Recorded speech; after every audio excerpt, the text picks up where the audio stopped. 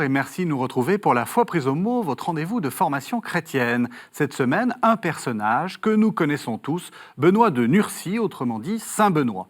Qui est-il, ce mythique fondateur de l'ordre bénédictin qui mourut vers 547 dans la tout aussi mythique abbaye du Mont-Cassin? Que peut-on savoir de sa vie et de quelles sources dispose-t-on?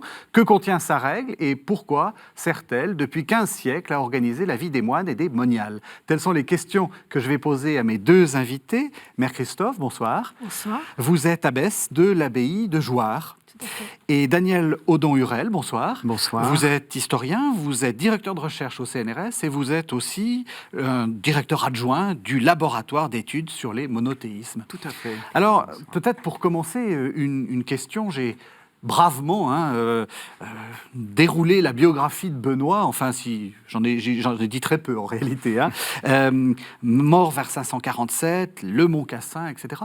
Est-ce qu'on sait vraiment qui est Saint Benoît? Daniel Audon-Hurel. Saint Benoît, c'est un personnage très particulier parce que, comme pour beaucoup de saints de cette époque-là, on a en général très peu de sources. Et souvent, on a une source de type hagiographique, c'est-à-dire une vie de saint. Une vie de saint, tout simplement, qui répond à un genre littéraire, à une écriture précise. Et pour Saint Benoît, on a un texte tout à fait extraordinaire qui est le deuxième livre des dialogues de Grégoire le Grand. Et ce deuxième livre des dialogues de Grégoire le Grand s'insère dans 4 livres des dialogues de Grégoire le Grand.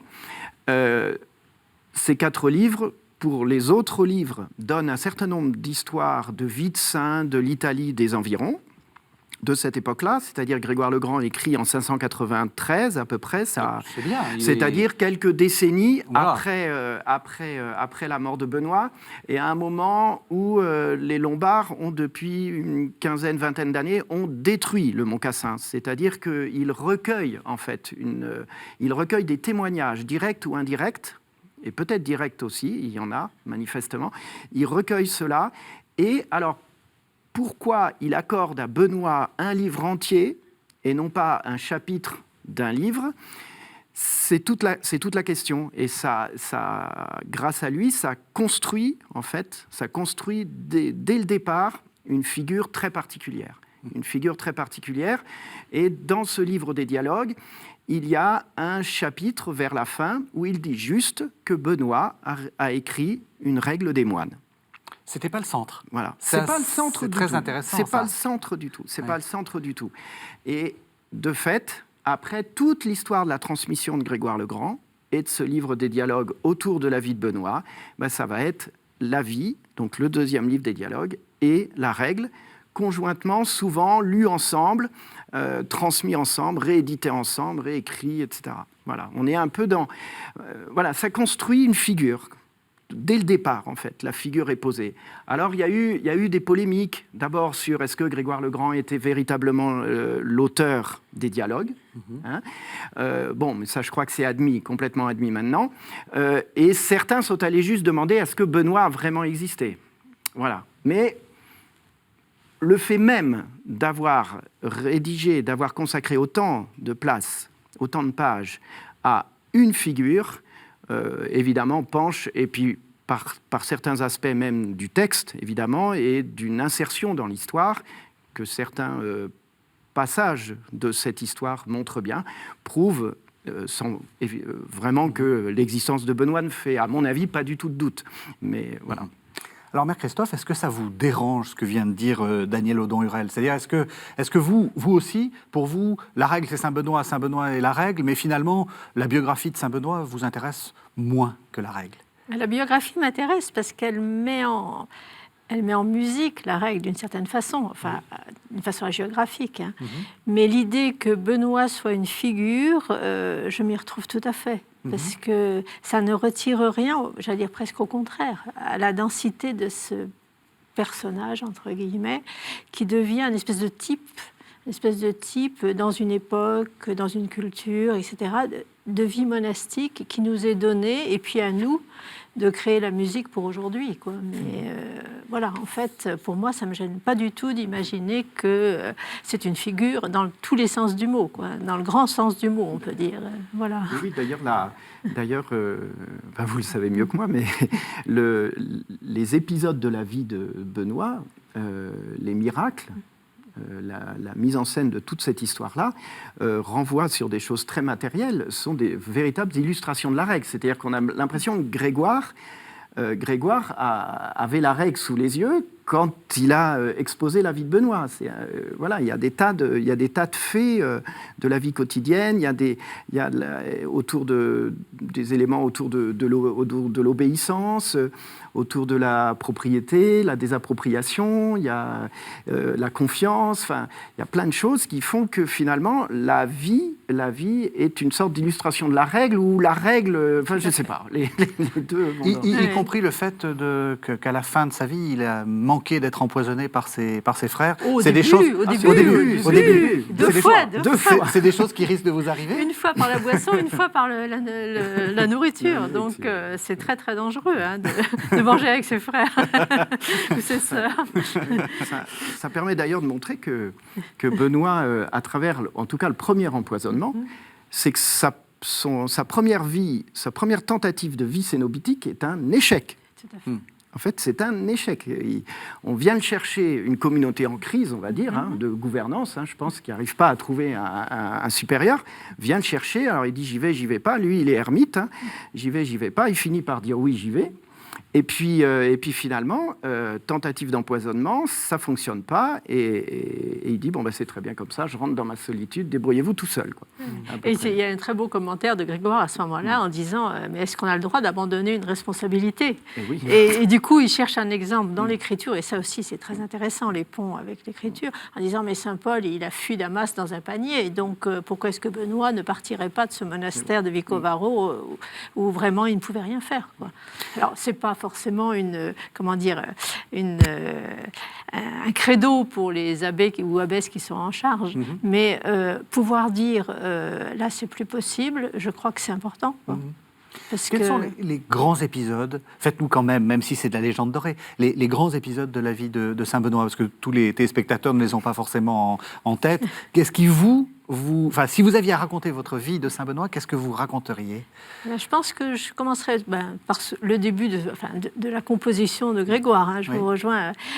Donc un jeune qui va faire des études à Rome, et qui sent le besoin d'une distance par rapport à une société qui est très déconstruite quand même à l'époque. Donc il va dans un village à côté avec une nourrice ou femme nourricière bienfaitrice, il y a plusieurs traductions, voilà. Et puis il vit là dans une paroisse, dans une église, tout seul avec cette dame et les gens du coin. Les gens du coin lui prêtent un crible pour qu'elle puisse donner à manger à Benoît. Ce crible se casse, Benoît le répare. Alors Benoît devient quelqu'un d'extraordinaire. Il s'en va. Donc Benoît, c'est un migrant. Oui, Benoît, c'est un migrant. Il bouge sans arrêt. Donc, il part au désert. Là, c'est un moine qui va le nourrir. Donc, il est dans une grotte pendant longtemps. Le moine le nourrit tous les jours en prenant sur sa propre ration. Donc, ça veut dire qu'il y a une vie monastique avant lui. Oui, ça on va le moine fait ça à l'insu de son abbé. Là, je ne sais pas comment il faut lire ça, mais bon. Et puis là, c'est très très intéressant. Apparemment, il va finir sa vie comme ça. Et non, il y a un prêtre, donc c'est l'Église qui intervient, qui vient le jour de Pâques lui dire, mais c'est Pâques aujourd'hui, on mange ensemble. Donc, vous voyez, la vie monastique et la vie paroissiale qui se nouent, là, on mange ensemble. Et puis, à partir de ce moment-là, Benoît est connu. Donc, c'est comme ça qu'il est appelé dans ce monastère dont on parlait à l'instant, et puis qui est un échec. Il revient à sa solitude. Et là, petit à petit, les gens le connaissent comme tous les moines. Ça, c'est un topos de la vie monastique. Oui. Plus ils sont solitaires, plus il y a de monde qui vient. Ça, voilà. C'est Solitude et communion, c'est ça. Oui. Et donc, à la différence de Saint Antoine, qui lui s'enfonce toujours plus dans la solitude, là, Benoît va accepter de fonder des monastères. Et donc, autour de Subiaco, son lieu de solitude, il fonde 12 communautés. Et à nouveau, intervention de l'Église, mais cette fois-ci, pas très constructive, puisqu'un prêtre est jaloux et fait tout pour faire fuir Benoît. Et Benoît laisse ses frères, institutionnalise des autorités dans les communautés et lui-même s'en va. Donc à nouveau il migre. Et c'est comme ça qu'il arrivera au Mont Cassin. Et là, bon, alors là, c'est je dirais, la période de gloire, on peut dire. Enfin, là, il est dans toute la plénitude de sa vocation. C'est là où il a énormément de liens aussi avec l'extérieur, avec les gens qui viennent. À la porterie des monastères, il se passe énormément de choses. Et puis il meurt, au Mont Cassin, dans l'église, après avoir reçu l'Eucharistie. Donc voilà. Comme il faut, quoi. Comme il faut. Comme on rêverait. Comme on debout. On a commencé à le dire, c'est pas l'inventeur de l'institution du monachisme, en fait. Ah non. Il y a des moines bien avant. Alors, il y a des moines bien avant, depuis déjà plusieurs siècles. Il y a toute une tradition construite entre l'Orient, évidemment, au départ, et puis aussi l'Occident. Je veux dire, même quand il est au Mont Cassin, il y a déjà eu Saint-Martin, puisqu'il dédie un oratoire sur le Mont Cassin. Quand il arrive, il dédie un oratoire à Saint-Martin. C'est-à-dire qu'il a bien connaissance de ça. Il a connaissance aussi de Cassien, de l'expérience de Cassien. Il a la connaissance de Basile. Il a la connaissance d'énormément de textes d'Orient qui sont traduits bien avant déjà, au 5e siècle déjà, qui sont traduits au début du 5e en latin. Donc il connaît tout ça. Il connaît tout ça et le fait même que ce moine, comme vous le disiez tout à l'heure, finalement le forme quelque part, l'introduit dans la vie monastique. C'est tout en étant ermite, il l'introduit dans une tradition. Et on parle de l'habit, enfin voilà, après on imagine ce qu'on veut, mais il y a quand même un point très très fort là, c'est-à-dire qu'il n'invente rien. Oui. Il n'invente rien. Après, on parlera avec la règle. Sa règle a je pense, un certain nombre de caractères et elle a été soutenue par, évidemment, Grégoire le Grand, et ensuite, après, à l'époque carolingienne, par Benoît d'Aniane, etc., par le pouvoir. Son rayonnement est aidé aussi par le pouvoir politique, la diffusion. Mais là, vraiment,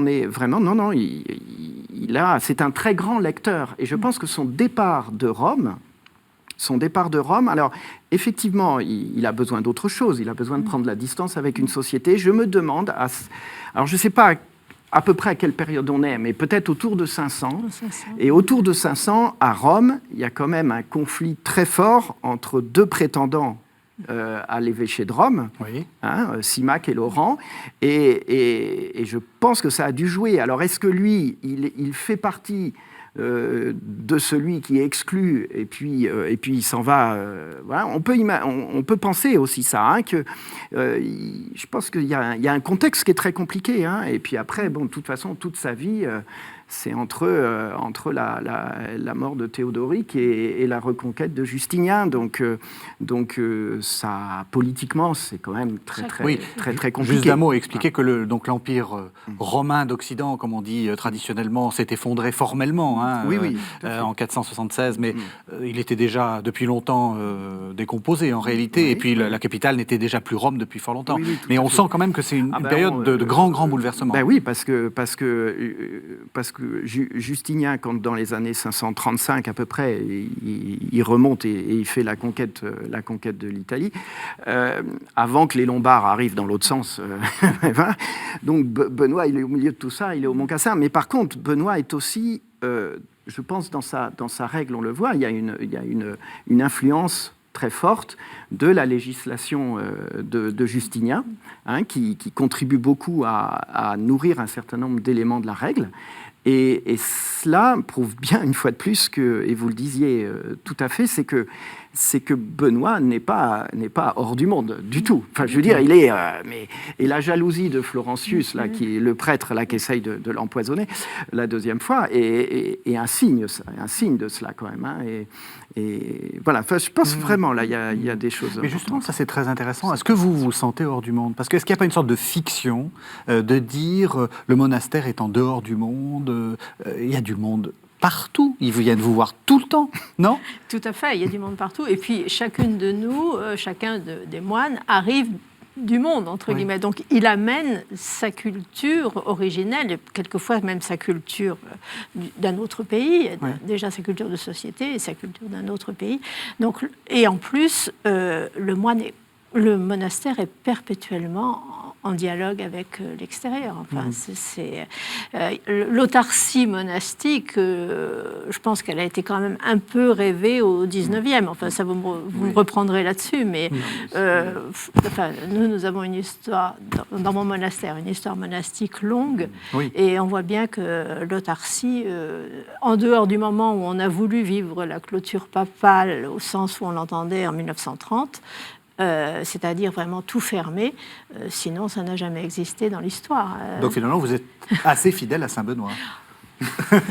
Dieu seul sait. Dieu seul sait. Mais Saint-Benoît a pour lui, je pense, une très grande palette de possibilités d'adaptation. Ça, c'est important. Et donc, il peut s'adapter, on le voit bien, dans des pays d'Afrique, dans des pays d'Asie, dans des pays étonnamment, parce que c'était quand même un latin, un méditerranéen. Enfin, il y a beaucoup de choses qui sont typiquement du lieu, quoi. Il est question d'huile, il est question de vin, il est question de choses comme ça qui sont pas les mêmes critères ailleurs, les mêmes. Mais il n'empêche que c'est ça qui est exceptionnel. Enfin, qui pour moi me parle beaucoup, c'est un latin, vraiment latin dans sa culture, et qui parle très très largement, quoi, et qui parle aux gens qui viennent nous voir, qui n'ont pas du tout notre vie. Donc, oui, puis il y a même des éléments très, très précis. La question, quand il parle de l'habit, du vêtement et du choix, etc., c'est en fonction des lieux et des latitudes, en fait. C'est qu'on a l'impression que, il faut que ça soit sobre, il faut que ça soit ce qu'on peut trouver le plus couramment. Etc. Mais évidemment, ce qu'on va trouver le plus couramment à Rome et maintenant en Afrique n'est pas la même chose. Donc, ce qui explique aussi ces variations-là. La même chose pour l'office divin. Il passe 10 chapitres à se travailler les méninges, je dirais, un peu vulgairement, pour dire, alors on va mettre tel psaume, nanana. Enfin, il fait quelque chose de très bien. Et puis à la fin, il dit, si quelqu'un a une meilleure idée, enfin à peu près, si on peut l'adapter, n'hésitons pas à adapter. C'est-à-dire qu'il a cette espèce d'autorité dans la souplesse, enfin dans le discours, enfin qui est signe, à mon avis, d'une profonde utilisation de l'expérience propre, je pense, entre Subiaco, où effectivement, là, il a 12 monastères, et donc là, il faut qu'il écrive quelque chose, à mon avis, là, à ce moment-là. Mais, et puis qui se poursuit après, donc l'expérience, de déléguer aussi, je pense, l'expérience et les lectures, et puis une très, très forte, à mon avis, il y a une dose d'humanisme chez lui, de rapport à l'humanité qui est très très fort. Je vous proposais juste qu'on entende le prologue de la règle de Saint-Benoît, justement pour qu'on comprenne un peu le but. C'est là où il explique un peu ce qu'il entend faire dans cette règle. Alors on écoute donc ce prologue de la règle de Saint-Benoît. Nous allons donc constituer une école où l'on apprenne le service du Seigneur. Dans cette institution, nous espérons ne rien établir de rude ni de trop pénible.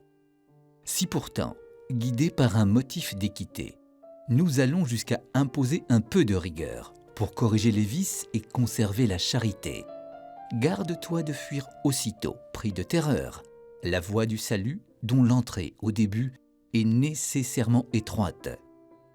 En effet, à mesure que l'on avance dans la vie religieuse et dans la foi, le cœur se dilate et l'on se met à courir dans la voie des commandements de Dieu avec une ineffable douceur d'amour. Ainsi donc, ne nous écartant jamais de son enseignement et persévérant en sa doctrine dans le monastère jusqu'à la mort, participons par la patience aux souffrances du Christ, afin de mériter d'avoir part également à son règne. Amen. Alors ça, je trouve ça assez formidable, si je puis me permettre. On va rien établir de rude et trop pénible, mais on est guidé par un motif d'équité, on va corriger les vices, etc. On sent que l'idée, c'est l'équilibre. On sent que c'est vraiment... Est-ce que c'est vraiment ça? Je pense, c'est ça qui est intéressant, c'est qu'il y a l'élan, il y a quand même... Il y a le voilà, il chemin. faut y aller. Il y a le faut y aller. chemin. Hein. Oui. Si on veut, on y va. Oui. Il faut y aller. Et en même temps, Benoît sait, de son époque et puis de toujours, que les gens ne sont pas si costauds que ça, quoi. Oui. Donc, il faut prendre acte qu'on est fragiles tous et que, il va essayer de faire quelque chose de pas trop raide, tout en disant il faut quand même y aller. Donc, Oui. cette espèce de... Ça fait partie de ce qui est le plus délicat, à mon sens, dans la vie monastique. C'est comment stimuler sans décourager et comment quand même calmer le jeu dans certains cas, sans non plus devenir n'importe quoi. Donc c'est assez subtil. Enfin, je pense que... Cette métaphore-là de la course, qu'on trouve déjà chez saint Paul, c'est important pour vous? C'est-à-dire que la vie spirituelle, c'est avant tout un chemin? Ah, c'est un chemin, c'est sûr. Et la vie de Benoît, quand je disais c'est un migrant, on est appelé à cette migration. Enfin, le début du prologue, c'est écoute et prends le chemin. Donc, c'est vraiment un chemin. C'est pas du tout un état. Oui. Quand on parlait autrefois D'un de état de l'état de vie, mais Oui. non. Enfin, c'est un chemin de vie, quoi. Voilà, je pense que c'est plus juste. Oui. Vous voulez dire quelque chose, Daniel Legendre? Non, c'était de revenir sur ce que vous disiez, cette attention à l'être, à l'individu. En fait, c'est comment, pour lui, je pense, la vie cénobitique, donc la vie en communauté, la vie commune, il y a des points, de toute façon essentiels.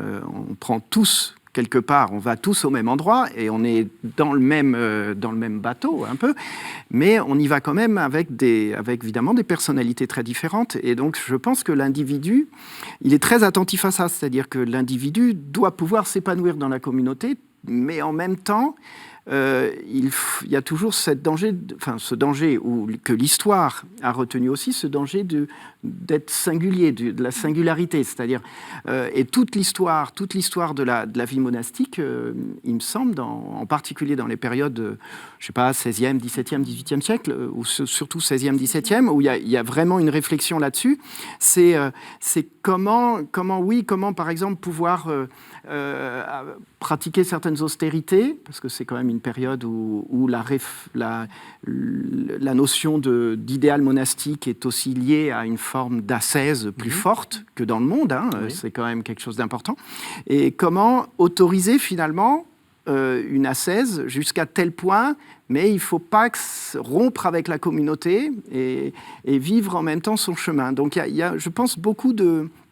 La règle est très, très, très précise là-dessus, je trouve. Elle met des garde-fous, elle est très riche, je pense, sur cette prise en compte de l'individu dans le collectif. J'ai le sentiment. Je pense que c'est tout à fait juste. Enfin, là, sur cette période, là, vous dites 16e, 17e, dans ma communauté, on a connu, au 16e, les sœurs avaient chacune leur appartement, leur domestique, leur vaisselle. Voilà. Elles vivaient quand même là, pieusement, entre guillemets. Mais bon. Et ça a été toute la réforme du XVIIe de revenir à des choses ensemble.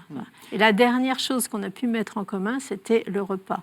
Oui. C'est intéressant. Ah oui, c'est intéressant. Oui. Parce mais ce que j'aurais voulu dire aussi par rapport à ce que vous disiez, c'est que l'attention aux personnes et l'attention au fait qu'une personne est en chemin. Donc elle peut avoir une période de désespoir, de dépression, de tout ce que vous voulez, et puis une période d'enthousiasme, voire même d'excitation. Donc, non seulement il faut respecter les personnes, disons, transversalement, mais aussi dans le trajet de chaque personne. Et ça, dans la règle, il y a tout à fait les éléments pour essayer de le faire le mieux possible. Mais... C'est intéressant ce que vous avez dit sur, justement, ce XVIe siècle où, effectivement, c'était plutôt des gens d'un certain niveau social qui rentraient dans les monastères et donc qui étaient habitués à une certaine vie.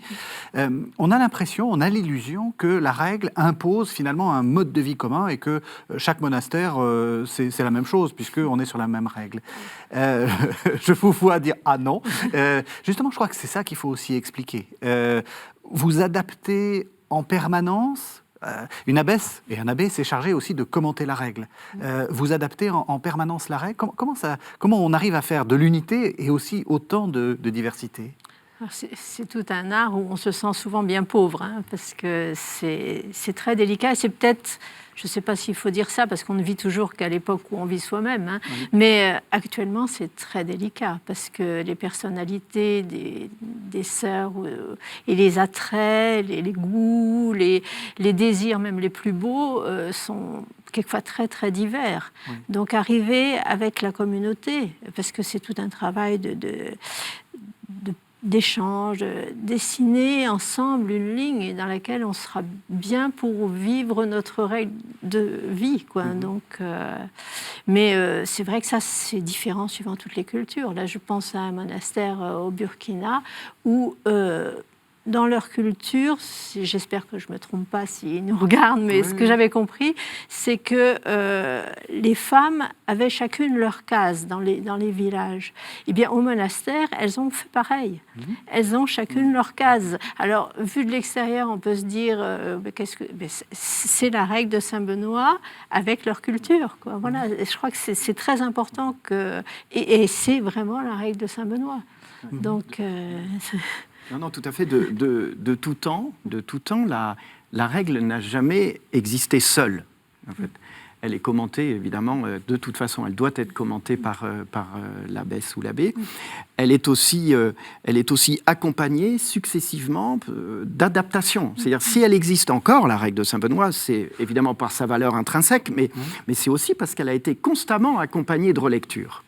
Hein, elle a été, alors au Moyen-Âge, à la période moderne, on appelle ça des statuts parfois, on appelle ça des déclarations sur la règle, au XVIIe souvent, on appelle ça des constitutions, on appelle ça des règlements, tout ce qu'on veut, mais qui permettent d'adapter un certain nombre de principes à la société environnante, tout en gardant les principes mêmes, hein, la vie commune, la pauvreté, l'obéissance, enfin bon. Et chaque période de l'histoire monastique a connu ces moments-là. C'est-à-dire qu'il y a toujours des gens dans les monastères qui sont revenus à la règle à un moment donné. Et on le voit très bien dans l'histoire des éditions de la règle, par exemple à partir du XVIe siècle, où il y a des grosses phases d'édition. C'est à chaque fois des moments de réforme. C'est-à-dire au XVIIe siècle, on publie énormément de règles. On en republie beaucoup au XIXe siècle, après Don Guéranger, dans toute la reconstruction et le développement de ce monachisme bénédictin contemporain. Voilà, c'est très très marquant ça. Il y a ce retour constant, ce retour à la règle. Et sur des questions parfois qui nous paraissent un peu curieuses, mais qui sont essentielles. Et souvent, le retour à la règle passe par le problème de la gestion, tout simplement. Parce que la gestion d'un monastère, c'est la pauvreté. C'est la désappropriation ou pas. C'est-à-dire qu'on s'est éloigné à certaines périodes, et à la fin du Moyen-Âge, quand on a commencé à dire le sacristain, le cellerier, le chambrier, etc., gèrent chacun une partie du temporel du monastère, ça veut dire qu'il encaisse et il gère lui-même. Donc ça veut dire que c'est fichu, la vie commune, elle est partie, et elle est terminée. Donc il y a à chaque fois un retour à ça. Et au XVIIe siècle, c'est très compliqué. À Cluny, il y a une partie des monastères qui n'arrivent pas à retrouver la gestion commune, qui n'arrivent vraiment pas à le faire. Donc c'est dire combien c'est compliqué. Et qu'une réforme monastique, ce n'est pas forcément une réforme spirituelle. Ou pas que. Ça passe aussi par le matériel, parce que dans la règle, ça passe par là aussi. Mais ça passe par là. C'est très juste. Enfin, sur le plan de l'histoire, mais sur le plan de la réalité, aujourd'hui, on se rend compte que quand il y a une situation de crise, souvent, il y a une conséquence ou une cause du côté de l'économie de la communauté, quoi. Donc, au point que maintenant, dans la vie monastique, nous avons des visites mutuelles entre monastères, entre abbés. On va visiter la communauté de façon à se conforter dans se soutenir aussi. Et maintenant, on a instauré des visites économiques, parce qu'on sait bien qu'il y a beaucoup de choses qui se jouent là. Et je vous propose qu'on entende justement le paragraphe 35, justement pour montrer que la règle, c'est aussi quelque chose de très réaliste. Vous allez voir, c'est des questions de cuisine. On se sert un coup à boire à la messe, mais pas les jours de solennité. Il faut faire attention. Les frères se serviront mutuellement. Personne ne sera dispensé du travail de la cuisine, si ce n'est pour cause de maladie ou pour s'occuper d'affaires plus utiles. C'est par cet exercice, en effet, qu'on acquiert plus de mérite et un accroissement de charité. On donnera des aides à ceux qui sont faibles, afin qu'ils n'accomplissent pas cette tâche avec tristesse. Tous auront ainsi des aides, selon que le demandera l'état de la communauté ou la situation du lieu. Si la communauté est nombreuse, le célérier sera dispensé de la cuisine, ainsi que ceux qui ont à travailler, comme nous l'avons dit, à des occupations plus importantes. Tous les autres se serviront mutuellement avec charité. 1 heure avant le repas, les serviteurs de semaine recevront chacun, en plus de la portion ordinaire, un coup à boire et un morceau de pain, afin qu'au moment du repas, ils puissent servir leurs frères sans murmure et sans trop de fatigue. Mais au jour des solennités, ils attendront jusqu'après la messe. Voilà, alors je ne sais pas si à Jouarre, vos sœurs se servent un coup à boire. C'est la traduction de Maretsu, des moines de Maretsu, donc elle est un peu assez actualisée, c'est du latin un petit peu actualisé. Je ne sais pas si on se sert un coup à boire, mais ce que je trouve très intéressant, c'est cette idée, voilà, on règle, y compris des choses très très concrètes, et aussi, en même temps, c'est des choses assez centrales, la question du repas. Tout à fait, parce que c'est évident que... il y a un mythe de la vie monastique où, en gros, on ne mange pas, on prie toute la journée, on ne travaille pas non plus d'ailleurs. Donc, mais non, on vit vraiment, quoi. Et du coup, c'est presque autant plus exigeant parce qu'il faut que ce chemin monastique, on l'imprime même dans notre façon de vivre des choses banales comme le fait de manger et de faire la cuisine. Et ce qui est très intéressant et qui n'a pas toujours été vécu dans la vie monastique, c'est ce que dit Benoît, c'est tous feront le service de la cuisine. Oui. Donc la cuisine, ça veut dire la cuisine et les repas. Hein, c'était un seul... et il n'y a pas de domestique, entre guillemets. Il n'y a pas de sous je ne sais pas quoi. Tout le monde...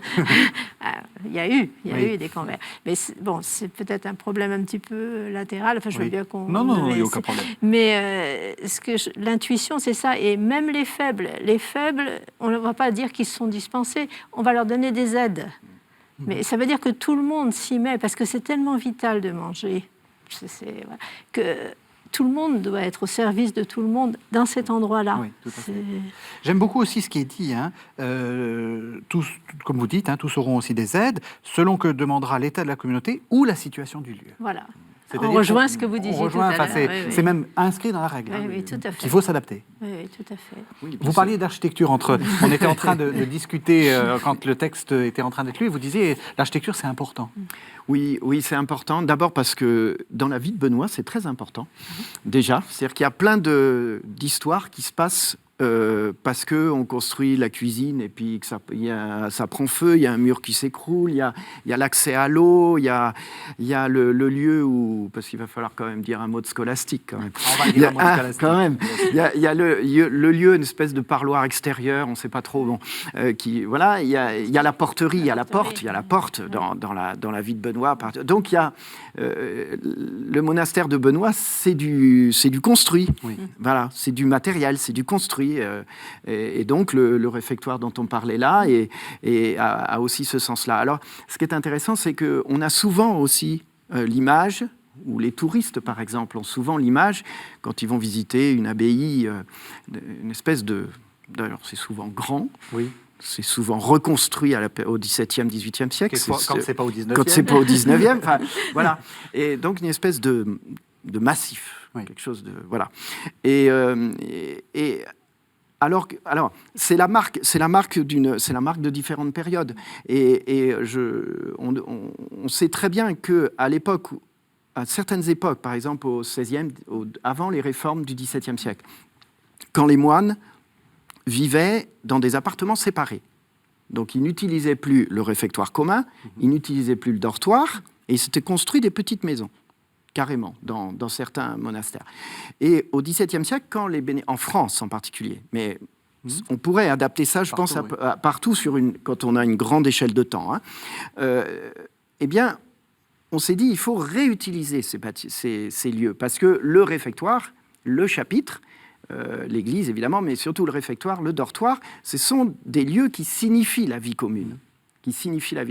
Et donc, peu à peu, une fois que les anciens moines décédaient, on cassait on cassait leurs appartements, leurs petites maisons, pour retrouver en fait un univers monastique matériel qui soit conforme à une vie monastique renouvelée. Alors après, à chaque période, voilà, a son caractère architectural, parce que comme ce qu'on dit depuis le début, c'est évidemment le moine, il vit dans une société, il vient voilà, et donc quelque part, son monastère ressemble à la vie qui l'entoure. C'est important. Vous aviez dit quelque chose d'assez intéressant tout à l'heure quand on parlait du commentaire de la règle. Vous avez dit oui, alors il faut avec la communauté essayer de la faire aller quelque part, etc. Mais vous êtes abbesse, vous commandez. J'ai envie de dire, vous avez l'autorité. Ça aussi, c'est une image qu'on a d'une sorte d'abbesse toute puissante, enfin d'abbé ou d'abbesse toute puissante, et puis des petites sœurs qui. Oui, alors là, les petites sœurs, le modèle, ça n'existe plus. Le moule est cassé. Oui. Non, mais c'est ça qui est intéressant, c'est qu'aujourd'hui, les personnes qui rejoignent la communauté, c'est des femmes. Elles n'ont pas 18 ans, elles ont un métier, elles ont voilà. Donc, comment on construit ensemble quelque chose, quoi. Et quel est le rôle de l'abbé L'abbé, c'est pas le prieur dominicain qui ne fait que rassembler, Oui. C'est déjà pas si simple. Rassembler les idées et puis après mettre en œuvre ce que la communauté a décidé. Non, l'abbé, il a quand même quelque part, en principe, il cherche quelque chose qu'il sent et qu'il essaye de promouvoir dans ses chapitres, dans ses commentaires de la règle, voilà.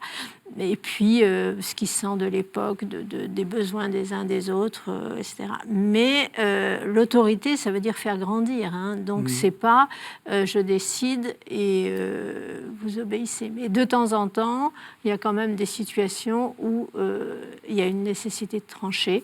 Et c'est pas le plus facile, hein.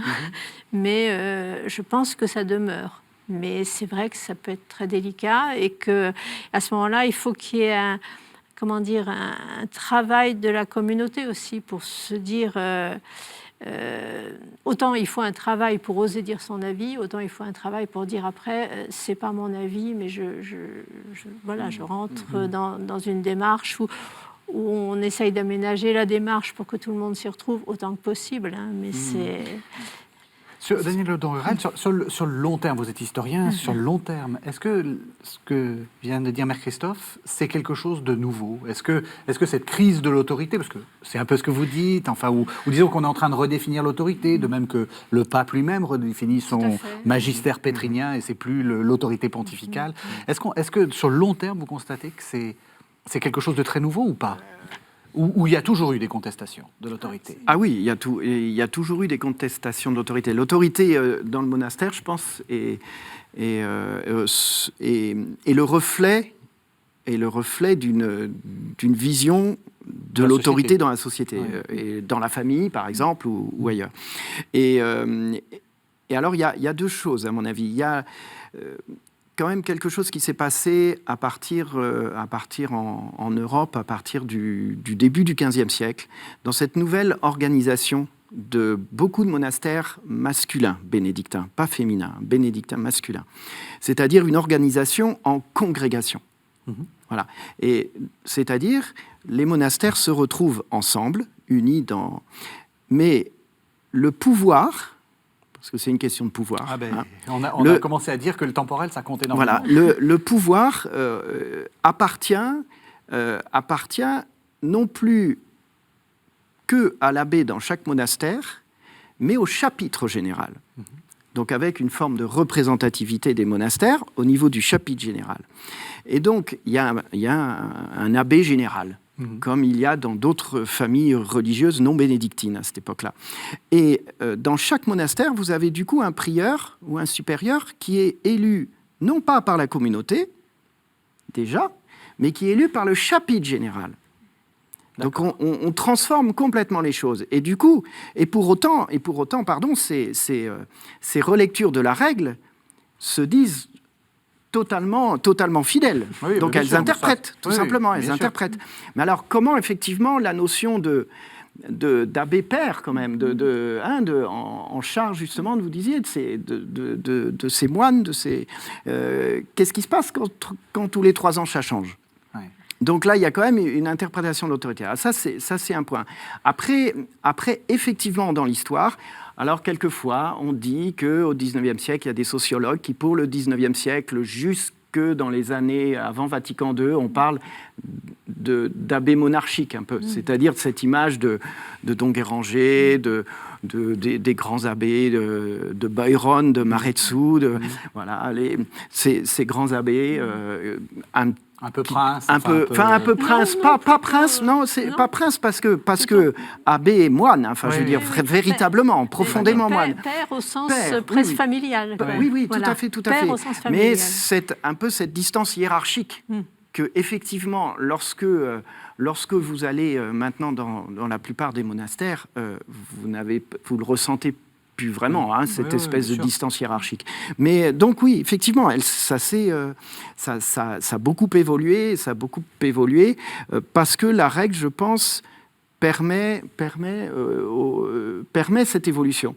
C'est-à-dire, ce qui est essentiel finalement, c'est d'arriver à faire grandir, vous le disiez, et je pense que c'est ça. Alors, ça fait grandir de façon différente suivant les périodes et suivant le contexte. Et suivant les cultures. Et suivant les cultures. Là, je vois je ne connais pas bien, mais nous avons des communautés qui nous sont très proches, qui sont en Afrique de l'Ouest. C'est l'occasion de les saluer. C'est l'occasion de les saluer. Et la place de l'abbé est très différente, parce qu'il y a une conception du chef qui est très belle et qui est très différente, qui est autre chose que le père de famille de Don Guéranger, qui n'est pas non plus ce qu'un abbé aujourd'hui sans doute dirait, enfin peut-être certains abbés, mais bon.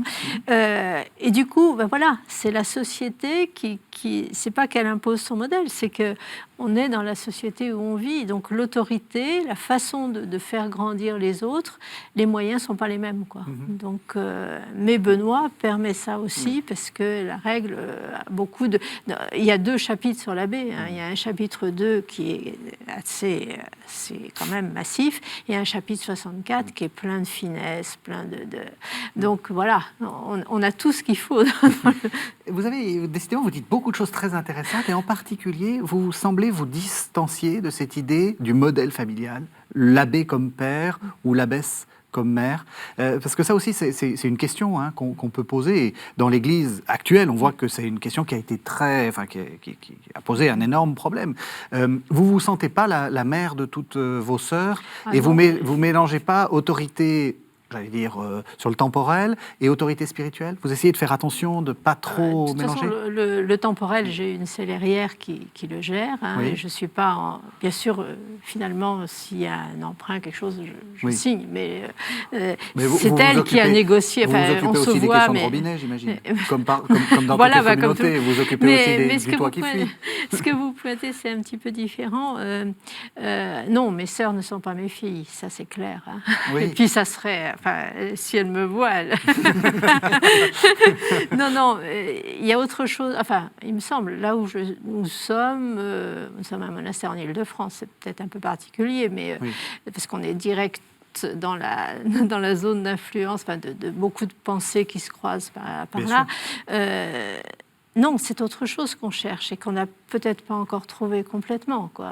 Nous sommes sœurs, ça c'est clair. Je suis une sœur à qui elles ont demandé de tenir ce rôle dans la communauté pendant un temps, parce que maintenant on essaye que ça bouge, voilà, mais quand même avec une certaine durée.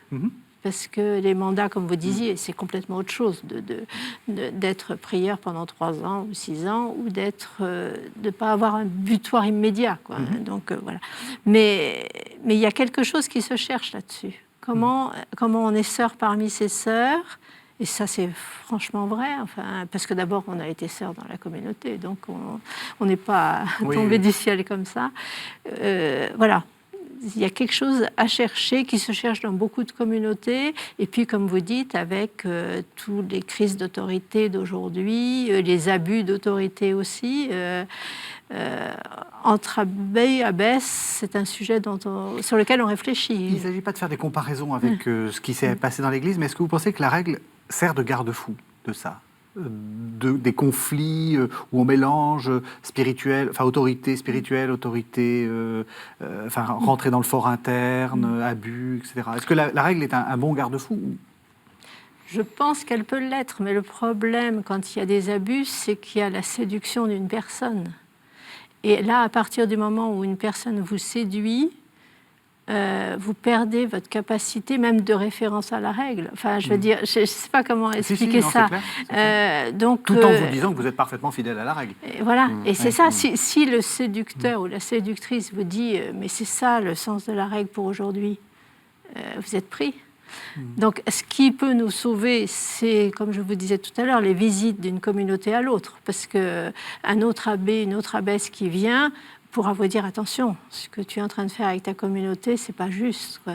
C'est pas ajusté, c'est ça qui peut. Mais la règle en tant que telle, c'est pas un texte qui peut lutter contre une séduction, hein, je pense. Oui. Cela dit, elle a un équilibre. Elle a un équilibre. Moi, je trouve quand même, quand on lit les chapitres dont vous parliez, le 2, le 64, enfin, moi, je suis pas, évidemment, je suis pas abbé ni abbesse, mais quand même, on est quand même frappé de la force du discours par rapport à la notion de discernement, mais discernement vis-à-vis de soi-même aussi, et de responsabilité qui pèse quand même sur... et pour moi, c'est déjà ça, un très gros garde-fou. J'ai l'impression, dans l'histoire de cette tradition monastique transmise, c'est aussi un garde-fou qu'on retrouve et qui est invoqué. Moi, j'ai souvent vu ça, mais on ne l'a pas encore étudié beaucoup chez les historiens. Très peu, d'ailleurs. Et il faudrait absolument l'étudier. C'est que dans l'histoire, il y a des textes qui vous renvoie à la dénonciation des abus en disant « faites attention ». Il y a Camus qui écrit au XVIIe siècle un très beau texte, un très beau livre sur le directeur spirituel désintéressé et qui pointe le danger et qui pointe tous les dangers, comment repérer, garder, comment la diriger, parce qu'il se trouve c'est vraiment très très marquant évidemment sur le cas du monachisme féminin, et aussi sur le rapport en fait démonial par rapport au pouvoir masculin supérieur, hein, qui est extérieur, c'est un énorme sujet, ça le reste peut-être un peu, mais ça l'a été fondamentalement, et ça a quand même construit une relation entre la moniale et le masculin, et le supérieur extérieur, qui est quand même très fort. Et très, très sincèrement, là, il y a toujours eu ces dénonciations-là, et cette mise en garde, en fait. Bossuet en parle aussi, enfin... Plein, on parle vraiment. Beaucoup d'auteurs importants parlent de ces... Voilà, il faut que la religieuse ou la dirigée, alors qui n'est pas forcément une religieuse d'ailleurs, ait toujours l'esprit en se disant attention. Voilà, il y a dans les deux sens en fait.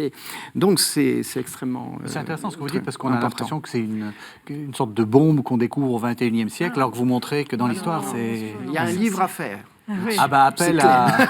Et des thèses peut-être à diriger. C'est très très compliqué, je pense, parce que c'est lié à des périodes données, donc il faut contextualiser à chaque période. Mais on peut faire, à mon avis, pas une histoire des abus en milieu, hein, quand même pas, mais s'interroger sur, quand même, hein, s'interroger sur le long terme.